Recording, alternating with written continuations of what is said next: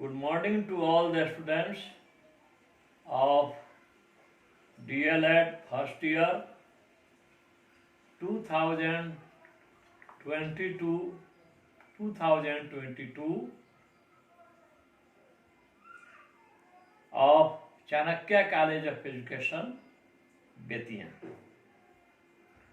Today we have to discuss about words spoken around us.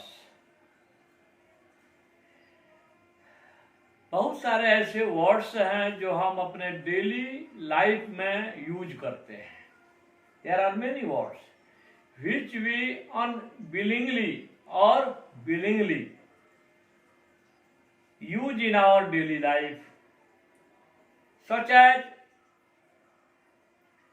cycle, bicycle, bike. एक cycle का example अगर ले लिया जाए तो साइकिल में जितने पार्ट्स हैं वे सब अंग्रेजी में है. Seat cover, handle, chain cover, chain, tyre, tube, total all are in English. वैसे ही ticket, likewise tickets, station master, railway, train, timetable, बहुत सारे ऐसे शब्द हैं जो हम लोग अपने दैनिक जीवन में प्रयोग करते हैं. The vocabulary of a person can be divided into two parts. One is called active vocabulary. What is active vocabulary? The set of words which the person uses often is called active vocabulary.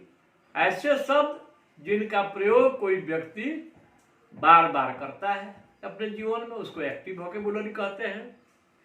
The other set of words which a person knows but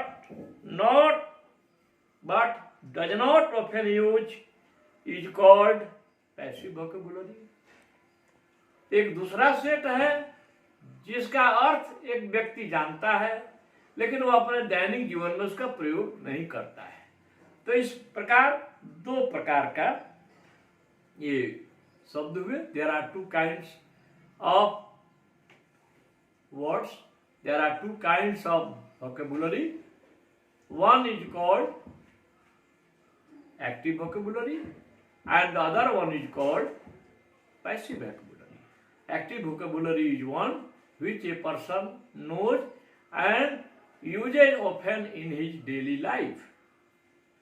The other set of words that a person knows but doesn't use often in his daily life. एक का वो बार बार प्रयोग करता है, वह active vocabulary है. दूसरे का वह अर्थ जानता है लेकिन वह प्रयोग नहीं करता है, वह है पैसिव वोकेबुलरी. अब आइए इसके बाद हम लोगों को देखना है जो हम बहुत सारे ऐसे शब्द हैं. There are many words which we know, which we use. So we should recall all these words and classify it under three columns. हम लोगों को इन सब शब्दों को याद करना है और तीन कॉलम बनाना है. हम दे दिए हैं उसमें. Words used at home, words used in the school, words used in the market. तीन तो कॉलम बना लेना है. इधर रहेगा सीरियल नंबर रहेगा लेफ्ट साइड, सबसे लेफ्ट साइड में. वहां पर हम शब्दों की संख्या लिख देंगे 1 2 3 4 5 6 7 8 9 10, है ना. उसके ऊपर भी. अब सबसे पहले उठाएंगे वर्ड्स यूज्ड एट होम. हम लोग घर में किन किन शब्दों का प्रयोग करते हैं. जैसे सुबह में उठते हैं तो गुड मॉर्निंग, उसके बाद वॉशरूम में जाते हैं, टॉयलेट में जाते हैं, उधर से आते हैं, ब्रश करते हैं, उसके बाद टी लेते हैं। हमारे घर में ही वॉशरूम होता है, उसी में बाथरूम भी आता है, किचन होता है, बेडरूम होता है, डाइनिंग टेबल है, टी टेबल है, चेयर है, विंडो है, सब है, डोर है। तो इसको हम लोग वर्ड्स यूज्ड एट होम में यहाँ डाल सकते हैं। रिलेशन में आएंगे तो फादर हैं, मदर हैं, पापा हैं, मॉम हैं, मम्मी हैं, अंकल हैं, आंटी हैं, ब्रदर है, सबको इधर वर्ड्स यूज्ड एट होम में डालेंगे। वेसल्स में आएंगे, बर्तन हम कौन कौन यूज करते हैं, तो कप, प्लेट,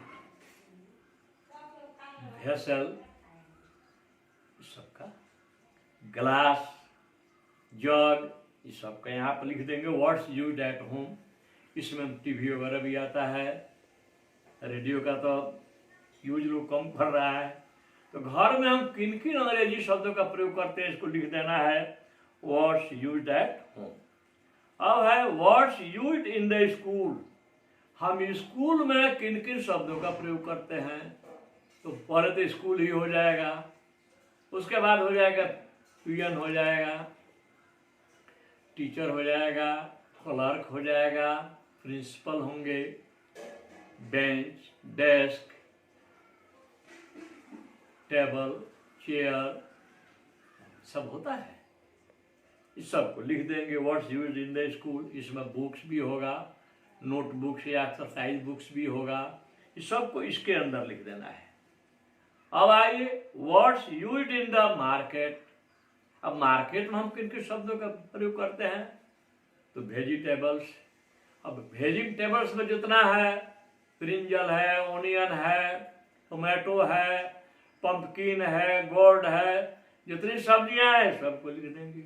उसके बाद मार्केट में बैंक वगैरह भी होता है, पोस्ट ऑफिस भी होता है, गोल्ड स्मिथ का शॉप भी होता है, ज्वेलरी शॉप कहते हैं,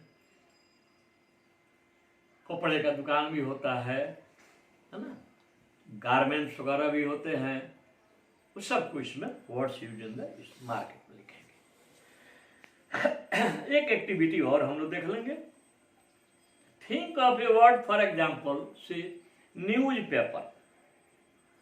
एक शब्द है न्यूज पेपर, जिसका अर्थ होता है अखबार या समाचार पत्र, और इसमें जो लेटर्स है उसको अलग अलग कर देंगे। एन, फिर कॉमा ई, फिर कॉमा डब्ल्यू, फिर कॉमा एस, फिर पी, फिर ए, फिर पी, फिर ई, फिर आर।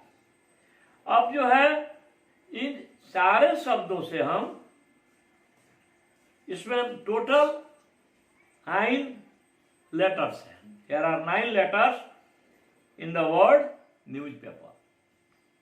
अब इन 9 लेटर्स से हम बहुत सारे शब्द बना सकते हैं। जैसे देखें हम लोग NEW को अगर एक जगह कर देते हैं तो हो जाएगा न्यू। न्यू मीन्स नया। अब इसके साथ एक और जोड़ देंगे हम NEWS, न्यूज। न्यूज माने समाचार। वैसे ही अगर हम PAPER जोड़ देते हैं तो हो गया पेपर। पेपर मीन्स कागज। रॉ जोड़ देते हैं RAW, रॉ। रॉ माने होता है कच्चा।